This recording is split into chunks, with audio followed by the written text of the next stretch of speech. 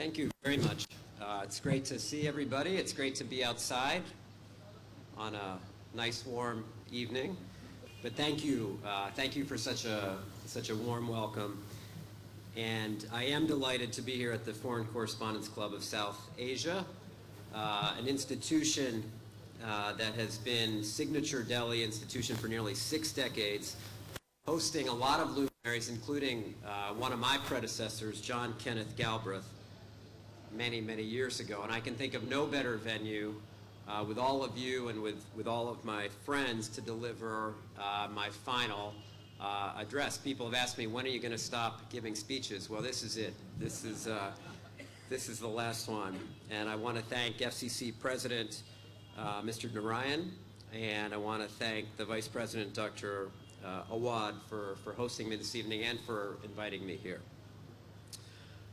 As I conclude my tenure in India, I depart with a deep satisfaction that our shared effort over the past 2 years has fixed the course of a partnership that will benefit and shape the lives of millions. Today, at this very moment, the United States and India are working together on the most pressing challenges facing the planet. From combating climate change to terrorism, from public health to internet governance, our work together doesn't always grab the headlines, but we have quietly built up a trusted, close partnership, one that President Obama calls the defining relationship of the 21st century, and that Prime Minister Modi refers to as natural allies. Over the course of my 2 years here in India, I've often spoken of the relationship between our two countries as one of shared journeys. I'm fascinated with the connections that have existed between the peoples of our countries since the earliest days of the Republic. I have spoken of the Indians who have braved long sea voyages to trade with the first 13 states, and the poets and spiritual seekers who have traveled between our shores to find completion. But I've also come to a deep appreciation that for journeys to be truly shared, such as ours, they must begin from similar starting points. For the United States and India, our shared origins encompass an identity much larger than concepts like Bretton Woods or Doha or Westphalia. Despite the sometimes overwhelming clamor of our open societies, our identities as American and Indian citizens, equal and accountable to the rest of humanity, remains tethered to our national consciousness. It is a certainty that was present before Gettysburg, before Freedom at Midnight. It gave rise to We Shall Overcome and Vande Mataram. I'm not the first American ambassador or foreign ambassador to be struck by the moral fabric of India's national identity. When the Greek ambassador Megasthenes wrote his, quote, End of Tour cable in the 4th century BC, among the remarkable customs he documented was that the law ordains that no one among them shall, under any circumstances, be a slave, but that enjoying freedom, they shall respect the equal right to which all possess. I can't help but recall similar striking words separated by millennia by another visitor to America, when Alexis de Tocqueville wrote that no novelty struck me more vividly during my stay in the United States than the equality of conditions, and that all men feel that they have duties toward society and they take a share in its government. Just as shared journeys have similar starting points, they also have common destinations. And the United States and India have been moving in the same direction for a long time. The constellation of great thinkers who have understood and celebrated the shared trajectory in the American and Indian experiences is a marvelous one. In 1893, when Swami Vivekananda took his voyage to America, he did so without an invitation. knowing where he would stay or even whether he would be allowed to attend the first World Parliament of Religions in Chicago. But like many before him and since, he set out in the belief that something he had heard about in America aligned deeply with his calling. When Swami Vivekananda concluded his historic address at the World Parliament of Religions by urging an end to all persecutions with the sword or with the pen, he urged the citizens of the United States and India to look within and abide in the ideals of tolerance and diversity that ensured peace and progress. It was in the same spirit that President Obama, during his 2015 address to the Indian people at Siri Fort, observed that as long as the United States and India remain examples of common purpose and diversity, the world will look to us as leaders. And at the beginning of the 20th century, Rabindranath Tagore perceived that the United States was emerging as the country that would guide a riven world through looming crises. Over successive visits, he appealed to our leaders, including Franklin Roosevelt, to stay true to the ideals and commitments in which our republic was born. During his 1959 visit to India, Martin Luther King encouraged Indians growing uncertain about their trajectory to cleave to Gandhian ideals and urged the citizens of my country to help India preserve her soul and thus help to save our own.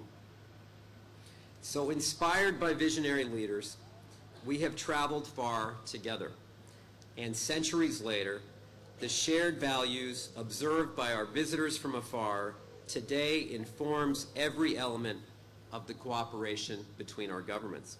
I can think of few other times in history when the leaders of two world powers met each other face to face 9 times in the span of 2 years, as President Obama and Prime Minister Modi have. Energized by this extraordinary relationship, our governments have rolled up their sleeves and moved forward at a pace that few might have thought possible. 40 senior leaders across our government established formal dialogues with their Indian counterparts on subjects ranging from transportation to Central Asia to civil space cooperation. This shared intensity of purpose has resulted in more than 100 bilateral cooperation initiatives spanning the range of human endeavor. As a result of our efforts, thousands of Indians will soon be employed building U.S. locomotives, nuclear power plants, and advanced military products. We also stood together in a commitment to safeguard the health of our children, agreeing to limit the production of HFC gases under the Montreal Protocol and greenhouse gases under the historic Paris Climate Agreement. Just think back to the time of the Kyoto Protocol. Who in their wildest imaginings would have thought that 20 years later it would be the leaders of the United States and India that would join hands to lead the world in reaching an agreement to combat climate change? Or in 1971, when the aircraft carrier, the USS Enterprise, entered the Bay of Bengal, who would have believed that the United States would one day be supporting the development of India's own indigenous aircraft carrier? Not to mention a future helicopter program and the production of advanced fighter aircraft right here in India. And at the height of the non-aligned movement, who would have predicted that the United States, India, and Japan would establish a permanent trilateral military exercise like Malabar in the Indian Ocean region and the Pacific? Understanding the significance of this historic moment, our government seized opportunities to cooperate in unprecedented ways across the full spectrum of human endeavor. Our armed forces and development agencies worked together in the aftermath of the earthquake in Nepal. NASA supported India's historic Mars orbiter mission with navigation data generated through its deep space network. And along with India's Department of Science and Technology is laying the groundwork for joint research in gravitational waves that will expand the frontiers of physics. Indian and American epidemiologists collaborated on a breakthrough discovery of the cause of toxic encephalitis, an achievement that will save the lives not only of Indian children, but will protect families from Jamaica to Vietnam. And during this time, we've seen more than a five-fold growth in bilateral trade to $109 billion. We've seen more than 1 million Indians employed by the 500 American companies in India, and the hundreds of thousands of Americans employed by 200 Indian companies in the United States, representing record levels of Indian foreign direct investment. And along the strategic lines, experts agree that the 21st century will belong to Asia, and the United States has been proud to support India's emergence as a leading power committed to the preservation of the rules-based international order in this critical region. The joint strategic vision for the Asia-Pacific and Indian Ocean region, endorsed by Prime Minister Modi and President Obama during their historic Republic Day meeting, stands as a new milestone in the history of Asia.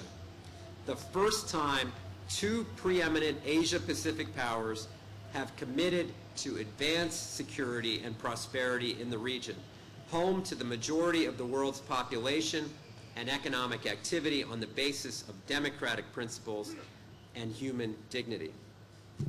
Now, as often happens when two friends set out on a journey together, we have changed each other in small but important ways. The United States has a far better understanding of India's needs and aspirations, and we now talk proudly about supporting India's rise as a global power.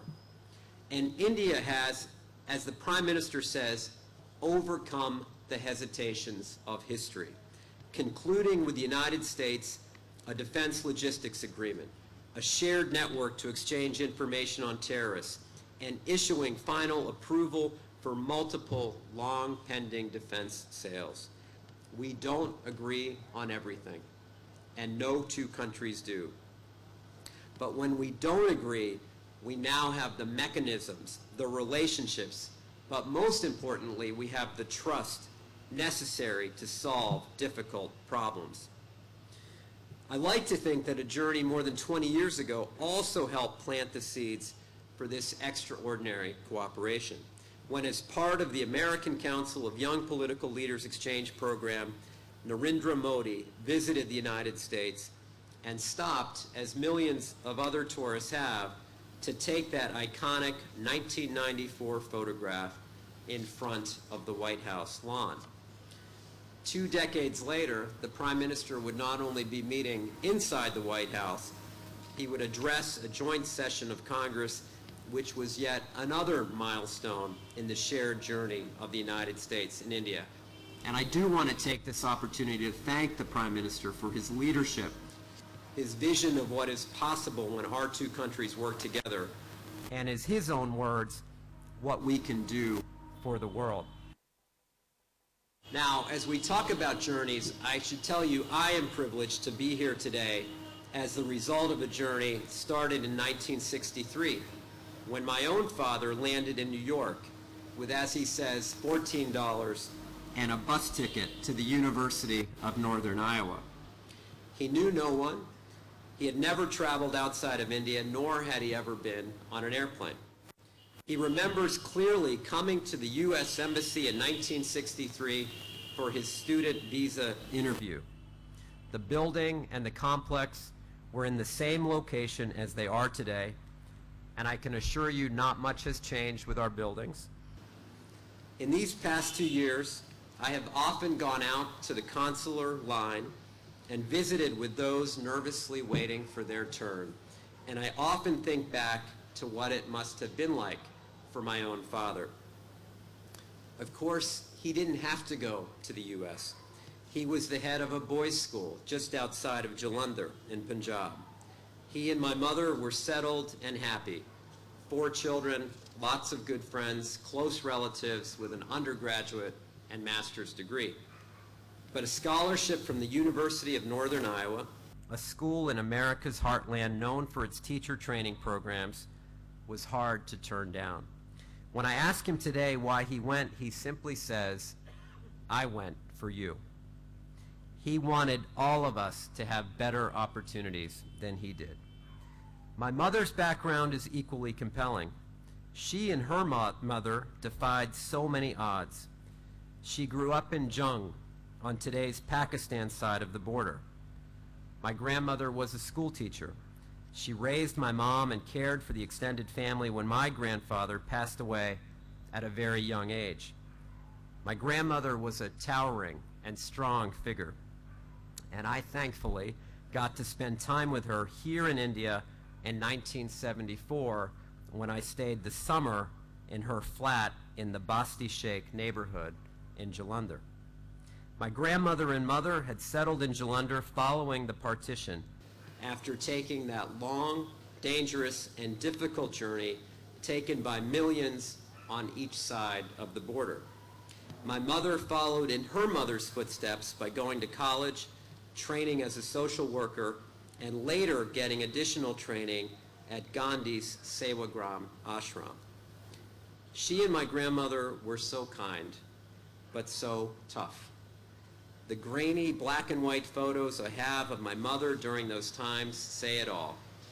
There she is, the Pied Piper, leading groups of women in the fields to collect water, to march for better wages. She was a true community leader. Now, my mother would later say she cried for 2 weeks after we arrived in Johnstown, Pennsylvania, where my dad got his first teaching assignment.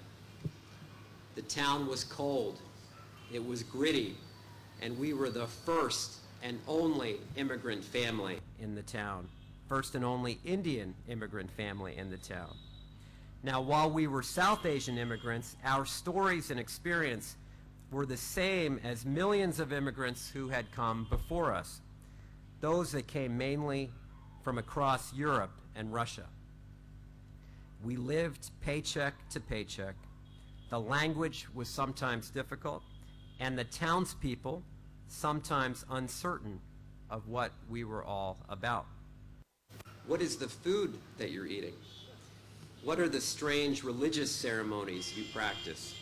And why doesn't your mother wear pantsuits? I can remember clearly thinking, why do we have to be so different? Why can't we be like everybody else? There were painful moments, but soon those became fewer. We developed so many close friends, and we became respected members of our communities, in the classroom and on the sports fields. We didn't stop being who we were or who we are, but we gained a better understanding of the people around us, and they began to support us, and they welcomed us into their hearts and homes. We made our best friends there. Our journey was obviously not always easy, and we needed help, lots of it. We needed the help of government in the form of student loans. We needed the help of teachers and neighbors who would confront and isolate those kids who would tease or taunt us for being different. We needed the help of the law when some tried to take advantage of us. And we needed the help of political leaders to set the proper tone and create the inclusive environment that our country was built upon. Now, some have raised doubts about the current direction of politics in the United States and whether our traditions of diversity and openness are eroding. We have confronted such doubts and headwinds in the past, and the American ideals upon which our country was founded have always prevailed, and they will do so again. It will require a resolve and a commitment to speak up for those who may need a helping hand. It will require us to live up to our finest traditions, to embrace diversity, and to celebrate America as the great melting pot that it is. It requires us to remember that the fight for social justice often takes place in the small spaces, as Eleanor Roosevelt often said, in the hearts, the minds, the cafes, the neighborhoods, and playgrounds of America.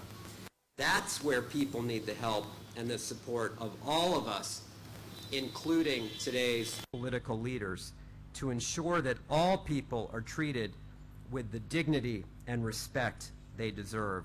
That's part and parcel of our American compact and our American history. I often think back to when my mother became an American citizen and how proud she was at that moment when she was sworn in and received her American flag. My mother, a first-generation immigrant, spoke with an accent. She wore Indian clothes, she cooked Indian food, and she retained her religious and cultural traditions. But my mother was also a great American in every sense of the word, a law-abiding, tax-paying, special needs teacher who contributed immensely to her community and to her country. That is the American dream I will continue to cherish, continue to celebrate, and continue to protect. So in conclusion, let me thank President Obama, Prime Minister Modi, Secretary Kerry, Foreign Secretary Jaishankar, Ambassador Rice, the National Security Advisor Doval, and so many others for their personal attention and commitment to this relationship, without which none of our achievements would have been possible. My own story is one of the countless journeys that we've talked about that have brought our country so close. The son of a teacher from Jalandhar who traveled to the United States with little more than a certainty that America would welcome him. I was nurtured by American open-heartedness, served in America's military, and educated in its traditions of opportunity for all. And when I returned here to the land of my father's birth, as the envoy of his adopted country, I was in turn welcomed by Indians of all creeds and stations in life, from Prime Minister Modi to migrant families making cricket bats by hand in Mysore. I would not be an ambassador today had American teachers, neighbors, and mentors not nurtured and encouraged me. And my achievements as ambassador would not have been possible without the warm acceptance and sincere friendship of Indians from Mumbai to Mizoram and from South Block to Highway Dubbos. I would like to personally thank the people of India who welcomed us as if we were family, and as my dad would say, as if we were all from the same place. India will have in me a lifelong friend and partner. I often reflect on the interactions between these great Americans and Indians throughout history, between Martin Luther King and Nehru, Vivekananda and Ella Wheeler Wilcox, between Ambedkar and John Dewey. Across vastly different periods in world history, through wars and peace, prosperity and want, American and Indian thinkers have come together to reassure each other that we are on the right path and, where necessary, nudging each other back onto the road to our shared destiny. I like to think that at one such interaction, a New York dinner in 1930, Tagore's words on America's moral responsibilities helped inspire Eleanor Roosevelt in her heroic efforts to bequeath the Universal Declaration of Human Rights to the world.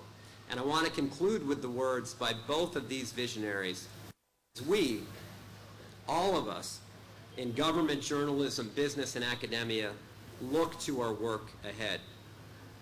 So as Eleanor Roosevelt wrote, quote, "The future belongs to those who believe in the beauty of their dreams." This call to undaunted hope, which is so critically necessary today, is perfectly complemented by a verse by Tagore. Quote, "Let us not pray to be sheltered from dangers, but to be fearless when facing them." There are no better partners to confront the fears and seize the challenges of this century than the U.S. and India, working hand in hand for the good of humanity. Thank you very much.